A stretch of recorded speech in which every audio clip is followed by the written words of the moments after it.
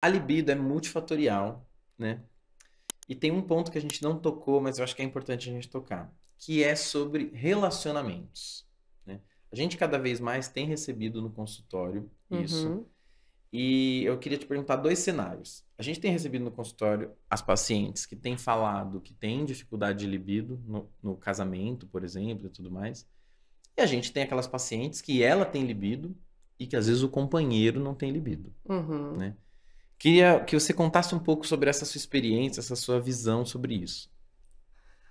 Bom, vamos lá. Eu compartilho de você também dessa vivência no consultório de que a sexualidade do casal, cada vez mais, não sei se ela é mais falada ou se tem cada vez mais sido frequente essa coisa de casei e acabou a libido.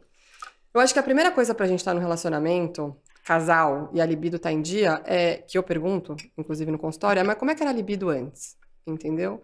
Porque se a libido não era boa antes de você estar num relacionamento em que você divide muitas vezes a mesma cama todos os dias com a pessoa, quando você cai no dia a dia, aí que não vai ficar bom mesmo. Aí você coloca uma criança lá no meio, então aí a coisa, né, desanda de vez. Porque era uma coisa que já não era muito legal, e aí no dia a dia fica mais difícil. Então o que eu sempre falo é vamos melhorar essa libido, né, desde o começo. Então, para quando a gente entrar num relacionamento e a gente ter uma rotina que é invariável, né, uma coisa que vai acontecer, a gente tentar manter essa libido acesa, E né? é isso que a gente tá falando de libido, né? Não tá nem falando da trans em si, porque se a trans era ruim, Pô, se a trans era ruim, depois que você tem aquela transa disponível todos os dias, você vai querer fazer ela sempre?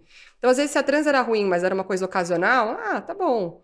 Mas se a trans era ruim, de repente você tem ela disponível todos os dias, entendeu? É que nem você comer uma comida ruim uma vez por mês. Mas todos os dias, entendeu? Não uhum, dá, né? A gente tem que melhorar a libido como um todo, para uma vez que a gente tiver num relacionamento. Eu ia falar monogâmico, né? Mas em geral, quando você casa, você já tá num relacionamento monogâmico antes.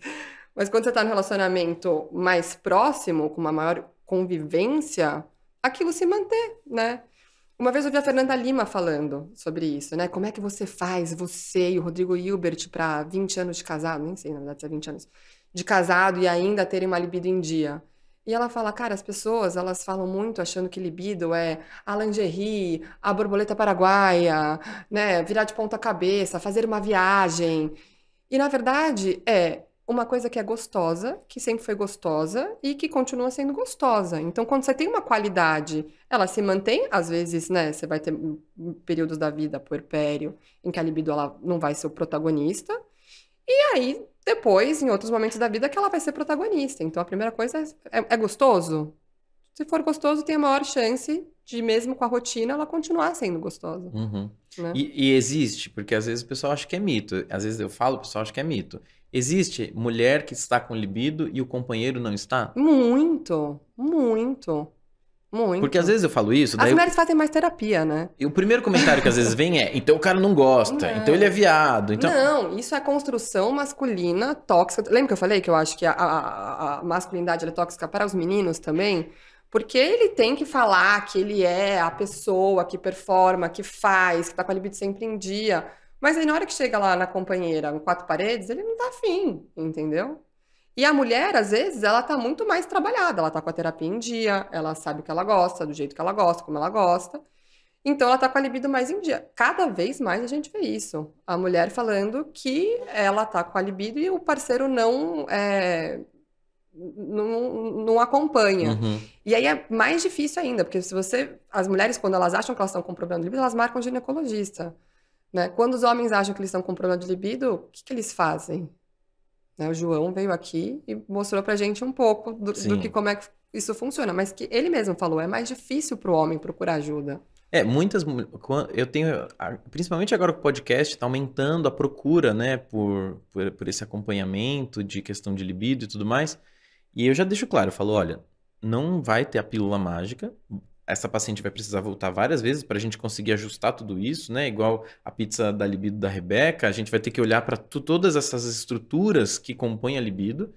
E eu já aviso, eu falo, mas em algum momento, pelo que você me contou, eu acho que eu vou pedir para que você traga o seu companheiro. Exatamente, acho que é sempre... Porque senão a gente fica num jogo onde um tá tentando um movimento de resolver uma parada, mas se o companheiro dela não colaborar, não... Porque... E eu já senti isso. Companheiro que foi, e aí ele teve um espaço para ele poder falar. E, cara, veio muita coisa. Coisa do afeto. Sim. Coisa que ela às vezes falou, "Eu nunca tinha me falado isso." Você faz a terapia do casal, né? Entendeu? Né? Então, Terapia. ele acaba trazendo isso e é bom, porque às vezes a gente precisa fazer essa conciliação do conflito, né?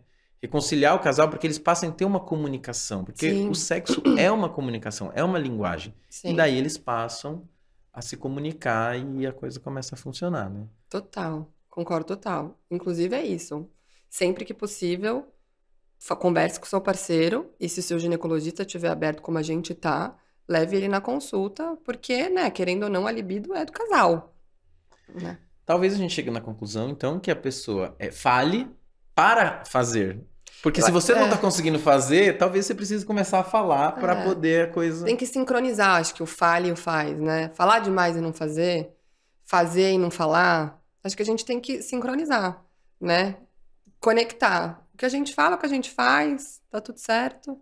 Não tem propaganda negativa e também não tem nem repressão na fala.